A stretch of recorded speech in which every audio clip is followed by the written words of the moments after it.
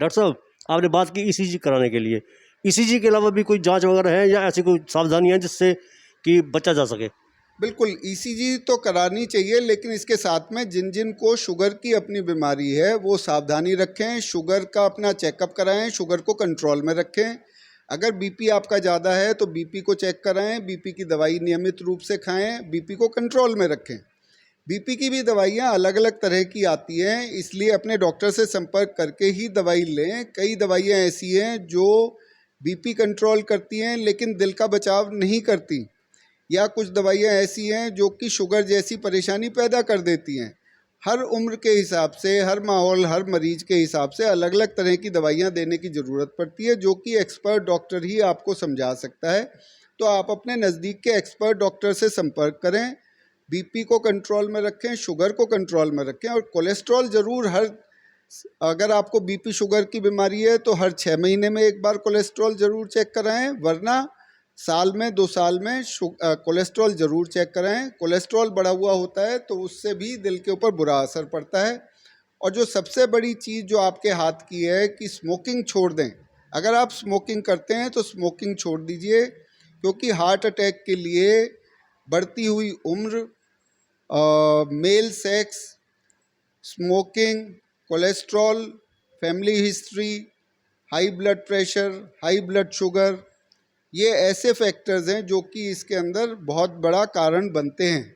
इसके साथ में जो वेजिटेरियन लोग हैं उनके अंदर होमोसिस्टीन का लेवल भी एक ऐसी चीज़ है जो कि खून की नलियों के अंदर कोलेस्ट्रॉल जमाने में मदद करता है, तो इसलिए उस चीज़ का भी ध्यान रखना चाहिए। उसके लिए कुछ दवाइयाँ हैं, कुछ मल्टीविटामिन है, बी कॉम्प्लेक्स के, B12 है, फोलिक एसिड है, उसको इस्तेमाल करते रहना चाहिए। इसलिए मैं आपसे गुजारिश करूँगा कि आप कोरोना और कोरोना के बाद में फैल रही इस दिल की महामारी को हल्के में ना लें, अपनी सेहत का ध्यान रखें, अपने नज़दीक के डॉक्टर से संपर्क करके उचित तरह से अपनी जांच कराएं, और अपनी जीवन शैली के अंदर जो चेंजेस करने हैं, वज़न घटाना है, अगर आपका वज़न ज़्यादा है तो वज़न घटाइए, थोड़ी बहुत रेगुलर एक्सरसाइज ज़रूर करिए। एक्सरसाइज के मसले में एक छोटी सी बात कहना चाहूँगा कि एक्सरसाइज के दीवाने होने की ज़रूरत नहीं है। एक्सरसाइज हिसाब से ज़रूर करिए, लेकिन सिर्फ एक्सरसाइज से सारा कुछ नहीं हो पाता, और कई बार कोविड के बाद में अगर दिल पर असर है तो रेस्ट करना भी ज़रूरी होता है।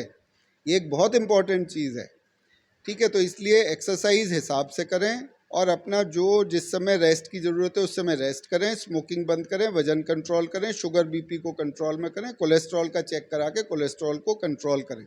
एक छोटी सी बात और कहना चाहूँगा, व्हाट्सएप यूनिवर्सिटी के ऊपर पिछले कई सालों से लगातार एक प्रोपेगेंडा होता रहा कि कोलेस्ट्रॉल नुकसानदायक नहीं है, नंबर 1। नंबर 2, स्टेटिन्स जो है वो नुकसानदायक हैं, और डॉक्टर अपने कंपनियों के साथ में साठ-गांठ करके स्टेटिन्स खिला रहे हैं, इनका कोई लाभ नहीं है। ये 2 चीज़ें जो फैली, मैं आपको ये कहना चाहूँगा कि ऐसे हार्ट अटैक के मरीज़ जो कि 80 साल की उम्र के अंदर भी हमारे पास में आए, और हमने उनका कोलेस्ट्रॉल अच्छे से कंट्रोल कर दिया, जिसके अंदर टोटल कोलेस्ट्रॉल हमने 100 से नीचे कर दिया, एलडीएल कोलेस्ट्रॉल उनका 80 से और फिर 60 से नीचे कर दिया, एचडीएल कोलेस्ट्रॉल बढ़ा के 45 से ऊपर कर दिया, ट्राइग्लिसराइड्स को घटा करके 100 से नीचे कर दिया। ऐसे मरीजों को 80 साल की उम्र में हार्ट अटैक होने के बावजूद भी 10-10, 12-12 साल, 15-15 साल तक दोबारा हार्ट अटैक नहीं हुआ। मैं इसलिए इस बात को कह रहा हूँ कि 12-15 साल, 80 साल की उम्र के अंदर अगर आप बीपी कंट्रोल करके, कोलेस्ट्रॉल कंट्रोल करके जी सकते हो तो इससे ज़्यादा और क्या चाहिए।